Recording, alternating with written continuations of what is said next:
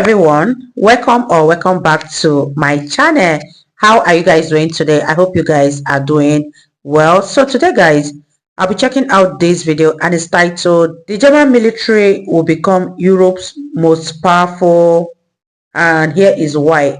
Fighter jets and helicopters that don't fly, standard issue assault rifles that don't shoot straight, and shortages in ammunition, boots, and even underwear during a NATO mission in Lithuania. These are the headlines that the once feared German military are currently making. Not to mention the hundreds of millions of euros that went to consultants in an effort to clean up the army's mess, with very little to show for it. German high-ranking officials are raising their concerns, and so are NATO allies, where statements such as these are not uncommon. Ever since the Cold War ended in 1991, Germany has allowed its military to deteriorate. And this is somewhat understandable, as Germany was busy integrating the West with the East, which posed great economic and social challenges. Over the last 30 years, there was simply very little incentive to have a powerful military, as Germany doesn't share a border with potential aggressors like Russia. NATO, and especially the US, was there for protection, and unlike the US and the UK, Germany had very few overseas commitments, and there was very little appetite for a large military among the population, who still remember the horrors of World War II. But now, overnight, everything has changed. Only 3 days after the Russian invasion of Ukraine, the German Chancellor, Olaf Scholz, made a shocking announcement, declaring that Germany will massively increase its defense spending and meet the 2% NATO benchmark.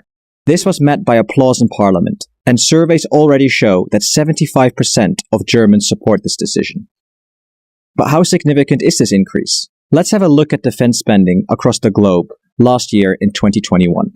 As you can see, Germany spent $52.8 billion, sitting at 7th in the world ranking list, slightly ahead of France, but significantly behind the UK and Russia.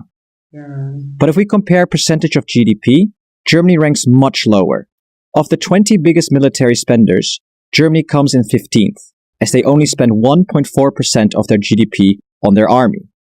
Many have criticized this lack of spending, as it is far below the NATO target of 2%. However, once Germany hits the 2% target, things will look very different. That's true. Because of Germany's strong economy, military expenditure would rise to $76.12 billion, putting Germany into third place, ahead of Russia and the UK, making them the frontrunner within the EU and Europe by quite some distance. And German politicians have said as much, clearly stating that this is the intent. And it doesn't stop here. In an effort to modernize the military more quickly, Olaf Scholz has also dedicated a one-time special fund of over 100 billion euros to German defense. This is a lot of money, but spend doesn't necessarily equal military might. The UK, France, and Russia are still far ahead when it comes to military strength. Here we can see the comparison between these nations. While Germany does have a significant number of soldiers, aircraft, and tanks, it only has a very small presence on the sea. France and the UK do have a considerable navy, with multiple destroyers, submarines, and even 3 aircraft carriers in between them. And well, then there's Russia, who just has a lot of everything. As for nuclear weapons, in the aftermath of World War II, it was agreed that Germany cannot possess nuclear, biological, or chemical weapons. However, this comparison is somewhat incomplete and flawed, as it does not take into account military modernization, high-tech weapons, logistics, military experience, and intelligence. Whether Germany will become a military superpower also depends on how the money is spent. Scholz has already hinted at a high-level tech wish list, such as the F-35 fighter to replace older Tornado aircraft from the 1970s, the future combat air system, which is developing together with France, heavy transport helicopters, modernization of air defense missile systems, armed drones, modern warships, etc.